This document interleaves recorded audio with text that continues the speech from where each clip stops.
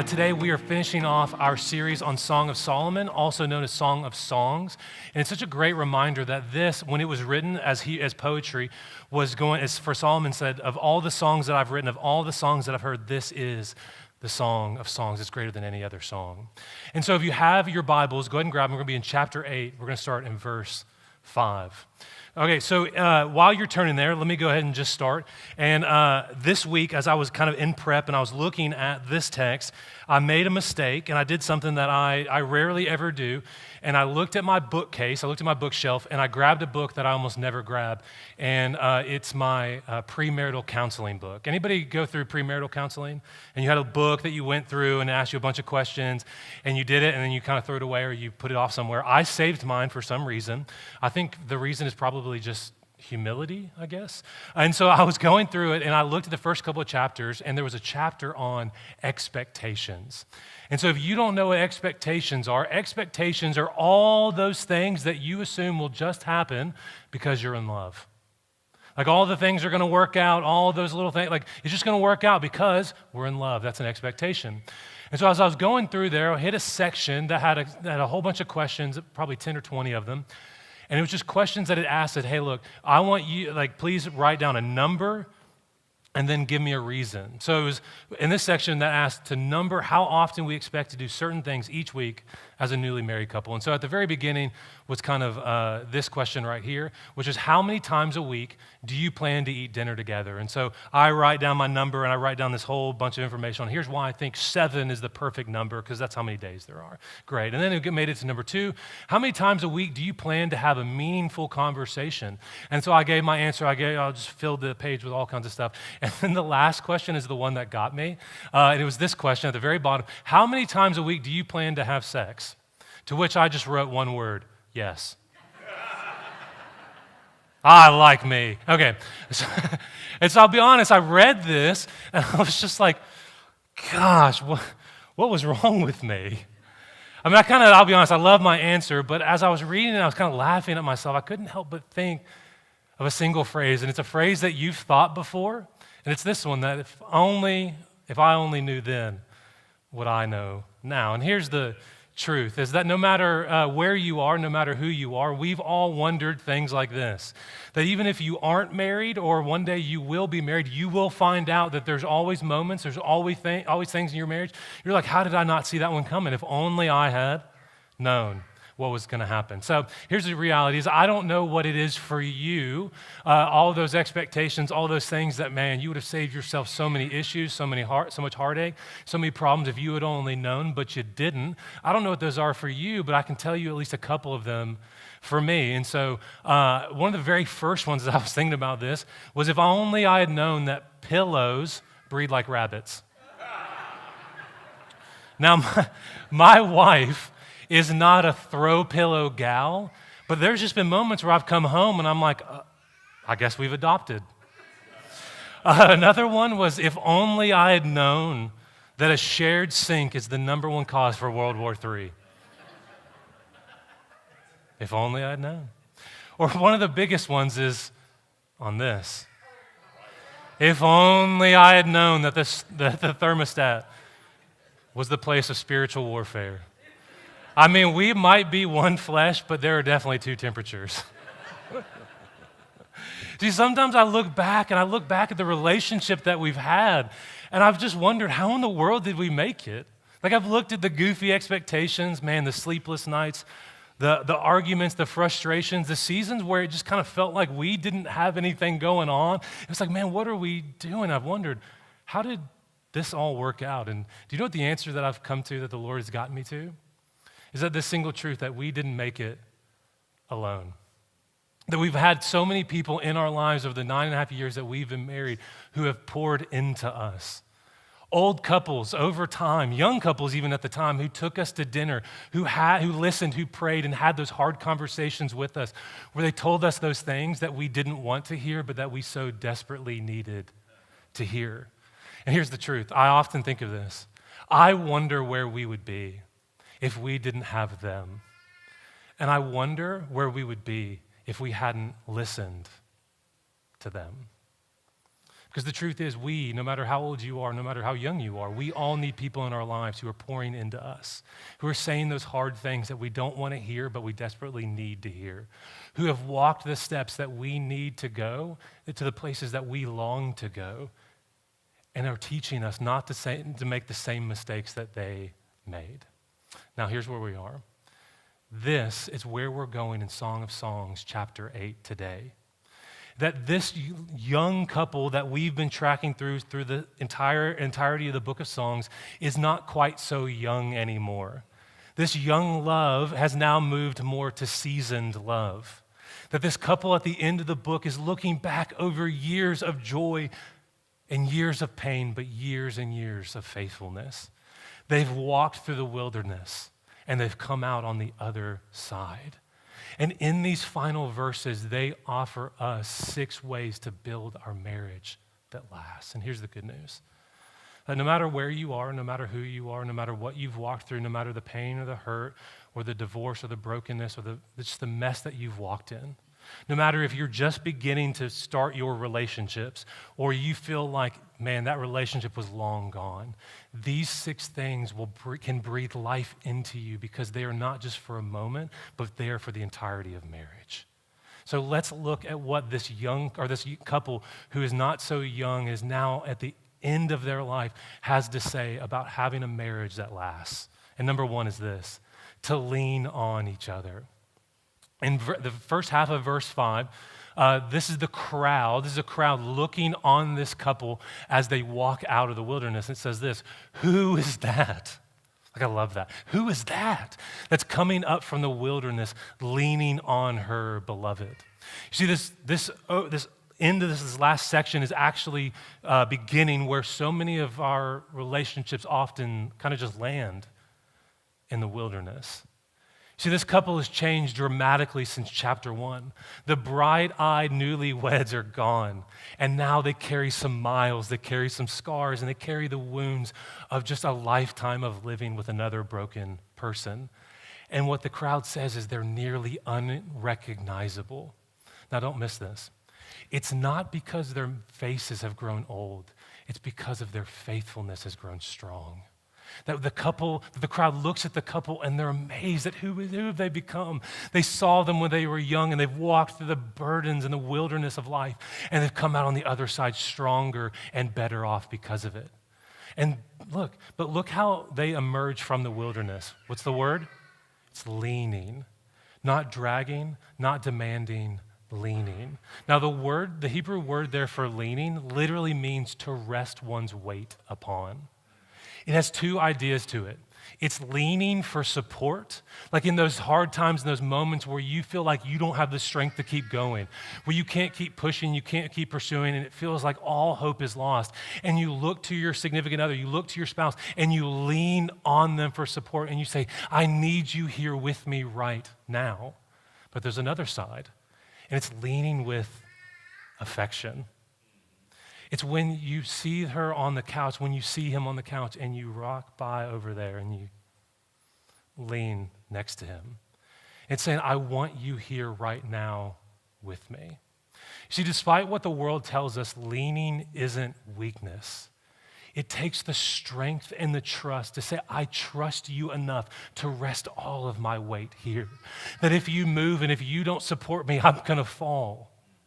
And look at this. It's the years through the wilderness have not pulled them apart, but it's actually woven them together. Because love that lasts doesn't just hold when you're weak.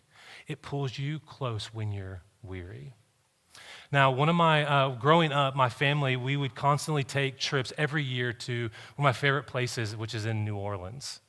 And so when we go to New Orleans, one of my favorite places in New Orleans was the Audubon Zoo. And then right before the zoo was the Audubon Park.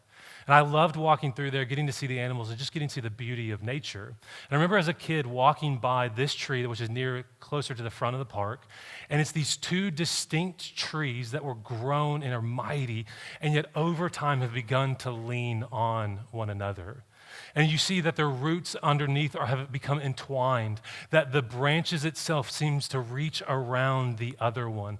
And these 2 distinct trees seem to become inseparable.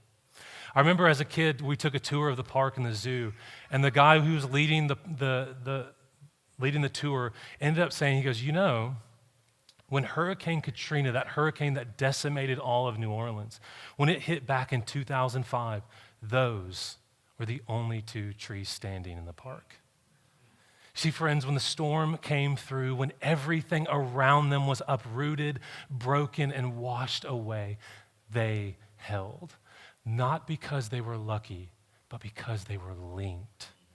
Their roots had grown so deep and so intertwined that when the wind blew and they leaned, they didn't fall. Friends, that's what a godly marriage looks like. Because you don't survive the storm by being stronger than the other. You survive the storm by leaning on one another, by growing roots that are deep, by intertwining your lives, your faith, and your trust in Jesus, where the two separable become one inseparable. Because when the winds of life hit, you may lean, but you will not break. Number 2 is that to remember your roots. Here in the second half of verse 5, we have the woman who's speaking. And she says, under the apple tree, I awakened you. And she does the one thing that I've learned not to do in marriage is to bring up the mom. She says, there your mother was in labor with you. There she who bore you was in labor. Now, at first glance, this just feels like an odd passage. But what she's ultimately doing is she's saying, look, our love didn't simply just appear out of nowhere. It grew out of a story, out of a family, out of a history, and out of a specific place. Because again, despite what our culture tells us, real love isn't just rootless. It has a passion, but it's fruit that comes from somewhere, from someone who's poured into it and cultivated us into it.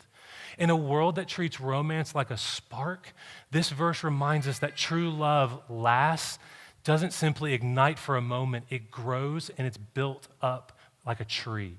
And not just any tree, but like a family tree. Because the person you marry came from somewhere. They carry certain patterns and rhythms and habits and wounds and ways of doing life and speaking and reacting. And here's the best news, so do you. And when 2 people come together, it's not just 2 hearts that are joining, it's 2 histories that are colliding. And there's a good side and a bad side of this. I mean, the good side is that maybe he or she had a parent who had so much patience, they poured it into them, and now you reap the benefits of it. That maybe your husband or your wife had a mom or a dad who had so much generosity that you get to reap the benefit of it as well. That maybe one of you grew in a home that was marked by prayer and service and deep, deep love, and now you get to live in your marriage, and it sets the foundation, the bedrock for your marriage. But there's also a dark side, isn't there? Because these roots also carry pain. We all bring unspoken expectations, what affection looked like, how conflict was handled, how apologies work or don't work. And sometimes we find ourselves repeating the things that we said we would never say because our mom or our dad said them to us. And this is why remembering your roots matters. Not to blame the past, but to understand it, to redeem it, and to grow from it together. And you know this because you don't just marry a person, you marry their formation.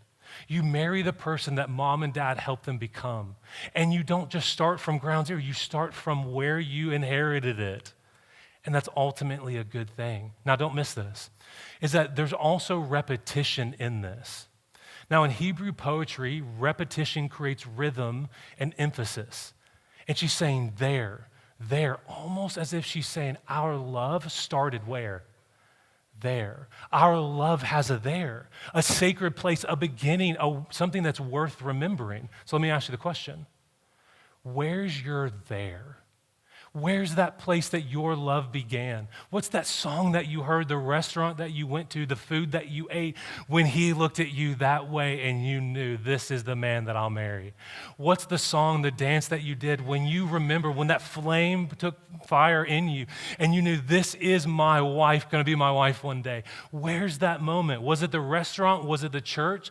Maybe it was the driveway where you had your first big fight and somehow it all worked out. But it doesn't matter where, but here's the point. point, go back to your apple tree.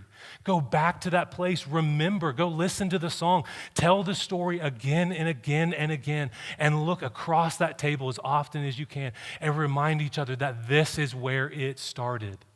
Because I believe that love often can feel like it loses its power when we forget its beginning.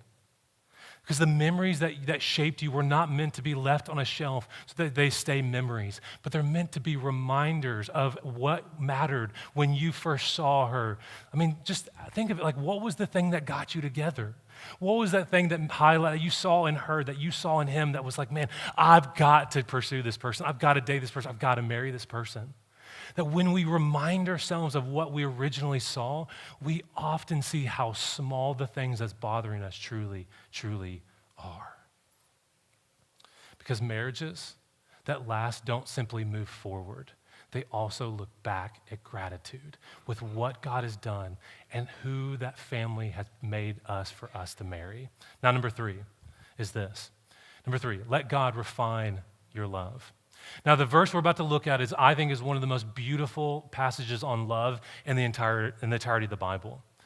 And so she says this, set me as a seal upon your heart, as a seal upon your arm. So when she says, set me as a seal, she's saying, love me inwardly, like your heart, but also outwardly. Because a seal wasn't simply decoration, it was a mark of ownership, of covenant, of identity. In other words, what she's saying is, love me privately, but also love me publicly. Love me in your affections, but also love me in what? Your actions. And then she keeps going, for she says, for love is strong as death, jealousy is as fierce as the grave. So in the Hebrew imagination, in Hebrew poetry, nothing in all the world is as strong as death. I mean, death conquers kings, it silences voices, and it ends every story. It's what Paul was talking about in 1 Corinthians 15, verse 26, when he says the last enemy to be destroyed is death. Like I've learned over time, I've watched enough movies, I've played enough video games, that the final boss is always the biggest, right? And yet she has the audacity to say, despite how big death is, despite how endless it is, despite how certain it is, love can stand toe-to-toe with it. Do you believe that? And so then she keeps going and says, look, its flashes are flashes of fire, the very flame of the Lord. You might know this, but this right here is the single place in all of Song of Solomon where we actually see the name of the Lord. And it's not just poetic, it's divine holiness. Because for God, love in its truest form reflects the very nature of God. That the passion between a husband and a wife is meant to mirror the passion that God has for every single person, a flame that's lit by God himself. And the image isn't random. All throughout the Bible, God uses the illustration of himself as a fire. I mean, we see it in Exodus 3 with the burning bush. We see it in Exodus 19 with the fire on top of Mount Sinai. We even see it in Hebrews 12:29 as the author says, our God is a consuming fire. You see, when God shows up, something burns, but not everything burns up. Because his presence refines what's holy and burns away what's not. So don't miss this. God's love ultimately has 3 parts. That fire talks about purification. It talks about his presence, but it also talks about his perfection. And so all 3 ultimately come out when we talk about his fire. And it matters so much for marriage because this is why marriage is so important. Because you right now, your influence to your spouse is one of the greatest parts of who you are. Because right now, God is giving you the role husband. He's giving you the role wife to help him in his endeavors to make your spouse look more and more like Jesus. The late pastor and theologian Tim Keller wrote the book on marriage, The Meaning of Marriage, and he says it this way. He says, within this Christian vision of marriage, here's what it means to fall in love. It's to look at another person and to get a glimpse of what God is creating and to say, I see who God is making you, and it excites me. I want to be part of that. I want to be a partner with you and God in the journey you are taking to his throne. And when we get there, I'll look at your magnificence and say, I always knew you could be like that. I got glimpses of it on earth, but now look at you.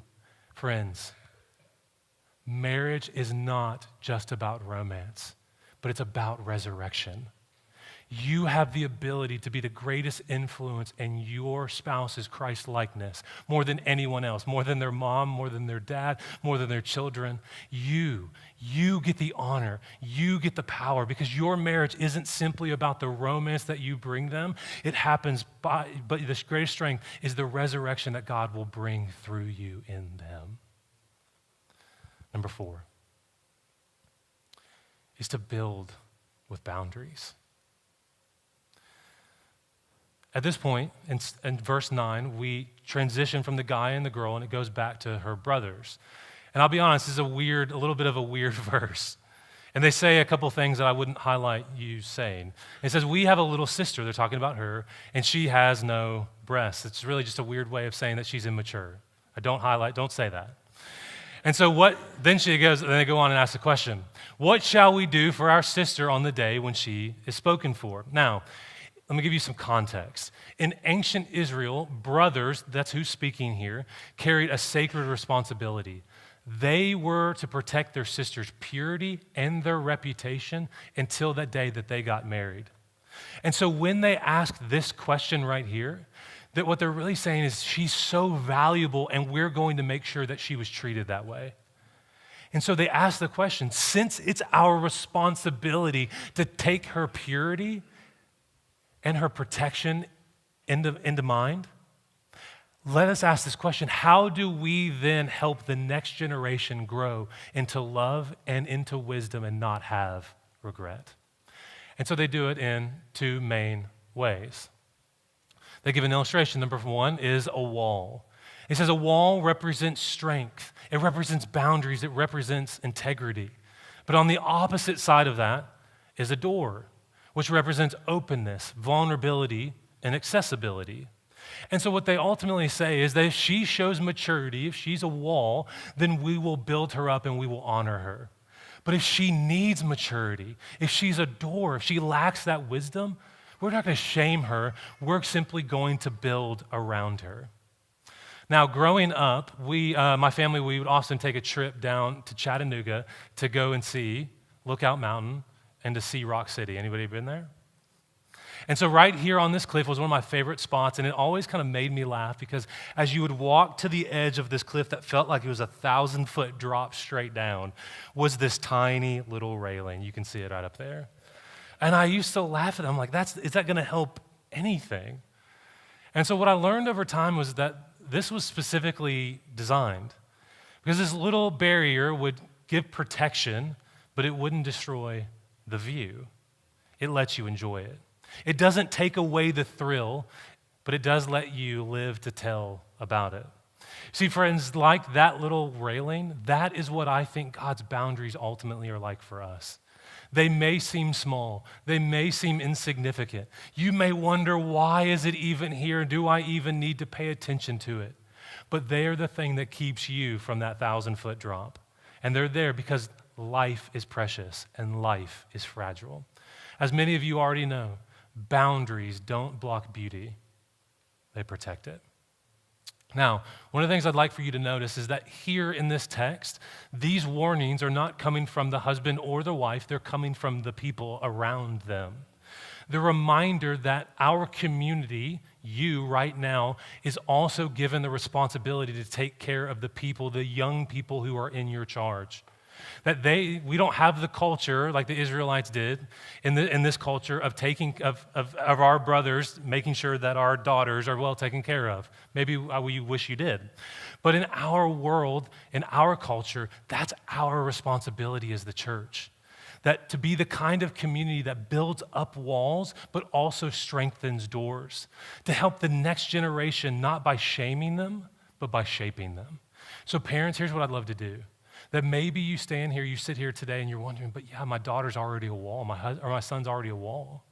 I'd love to give you 2 things, 2 ways that you can honor the walls in your life, but also 2 ways that you can build up what feels like the doors in your life.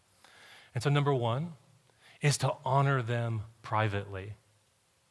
Now, we need to always be taking this as a priority to be consistently honoring our children to them as quickly as we can. Let me give you a quick equation if you're like, I don't know how to honor my kids. And it really has two parts. Number one is the good that they did, but also the value that it brought. Let me give you, so first name the good and then highlight the value. I saw you help your sister and it made her feel like she was on top of the world. You have just brought honor. I saw that you told the truth and that was brave and you've grown in maturity. You have just brought honor. Because friends, don't forget that affirmation cements identity. You want your kids to know how you feel about them? Tell them and highlight it as often as you can. You want them to know that what the world is saying about them isn't true? Remind them over and over about what is true and how you feel about them. And it's the saying that many of you also know, is that what you celebrate, you replicate. If that's what you want to see in your kids, highlight it to them. They will become it, I promise. So what do we do if we find, or let me go give the second one, which is number 2, is honor them publicly. Let them overhear, let your students, let your children overhear you consistently saying how great that you think that they're doing. That she's really growing into a wise young woman. He's really growing into a mature young man. Now, if you're pausing for a moment thinking, but yeah, that sounds a lot like bragging. It's not. Bragging highlights them. Honoring highlights how God is working in them. And the risk of you looking like you're bragging on your kids is far outweighed by the risk of them never knowing how you feel about them. Take the moment and take the time to honor your children in front of others, because it's not saying how amazing they are, it's saying how awesome the Lord is who's working in them and through them. So what do we do? If we feel like our children are not a wall, that they're not making wise decisions, but they're constantly moving in and out and letting people in and out. They said that this is a door. Let me give you 2. Number 1 is the first one is to set a phone curfew. Every phone, including yours, set the pace for it. No phones in the bedrooms, no exceptions, because this ultimately protects their rest, but also their purity and their presence. You will never underestimate the value of them not having their phones in places that could cause division, that also could cause multiple wounds. And then number 2 is to host their friends at your house as often as you can. Make your home a hangout spot. Order pizza. Be inviting. Constantly trying to make this place the most fun place that it can be. And if you do this, you ultimately get visibility in their world without invading into their world. And they will associate your home with warmth and not with restriction. Because look, as parents, we always need to be protecting our students from at least these 2 things.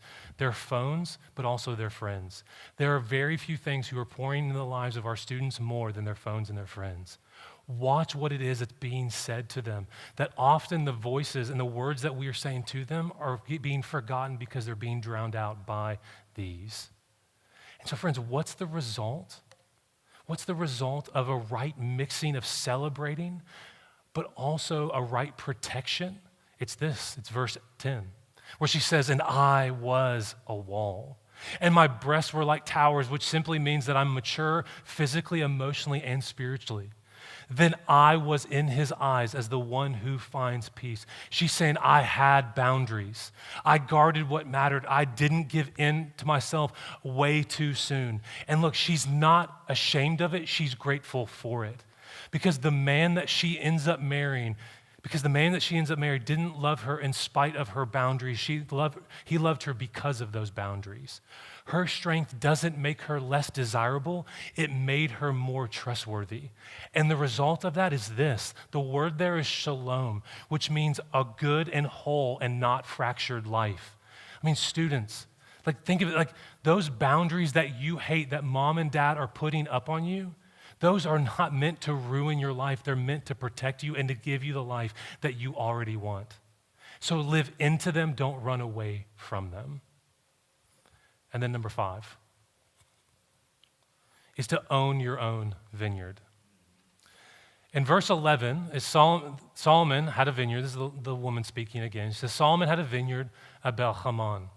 And he let out the vineyard to keepers, each one to bring for its fruit 1,000 pieces of silver. Now, I'm going to be honest with you. The last 5 or 6 days, Pastor Steve and I have been trying to figure out what in the world this actually means. And we don't know. But I'm going to give you a kind of a hot take on what I think it means, all right? So in the ancient world, vineyards always represented at least 2 things. Extravagant wealth, because most people could never afford a vineyard. But second was also, it was a common image for love. And so over time, Solomon had turned his vineyard into a business, and he was leasing it out to people who didn't belong in his vineyard, who would go out, who didn't care for that vineyard, and would simply harvest the fruits of it. And so what has happened here is that Solomon has has quit tending his own vines. He's let other people come out and do the work, and he just simply collects the profit. It's love that's turned into a transaction, and it's affection that's ultimately turned into economics. And so here's the good news. I don't fully know what verse 11 means, but I do know what verse 12 means, where she says, "And my vineyard, my very own, is before me." Now, this verse in the Hebrew, in the original text, is so unbelievably powerful, because what she's saying is that my vineyard belongs to me, and it's right in front of me. I see it, and I see it every single day. In other words, I take care of what's mine. I don't rent it out. I don't hand it off. I tend to it myself. And because ultimately, what is she saying here? Is she's highlighting this idea right here. It's ownership. That not in the sense of possession or in control, but in the sense of stewardship. That God has given every single one of us a vineyard in which we are called to keep. Our words, our body, our emotion, our time, our own spiritual lives, and our marriages. And he calls us to tend it and to take responsibility of it every single day. And you know this, that too often in our marriages, we do what Solomon did. We outsource our love and work to someone else. We expect our spouse to pick up what we're dropping and expect them to carry the load of it, to initiate the healing and to make every single effort. And the truth is, love just simply doesn't work that way, because you can't control their soil, but you can cultivate yours. And God is calling us, and he's calling you, and he's calling me, and every one of us to take ownership of the relationships that we're in, the growing that needs to happen, the fruit that needs to be pruned, the places that need to be cut off. Every single step, he says, look, I need you to care for the other person, but you own your own side of this relationship. Because when both sides own each side, we ultimately have a marriage that works in fruition. You can't force the other's fruit, but you can be faithful in your own field. And then lastly, never stop pursuing. And the man says this, he says, "Oh you," he's speaking to his wife, "Oh you who dwell in the gardens, with companions listening for your voice, let me hear it." Now what we might forget here is earlier in this book, the woman had longed to be living and dwelling in the gardens. And what this really ultimately means is that she had longed to be wise. She had longed to be living a place of flourishing and fruitfulness in love and in affection. And so what he's saying is, look, over the years, you've become everything that you've longed for.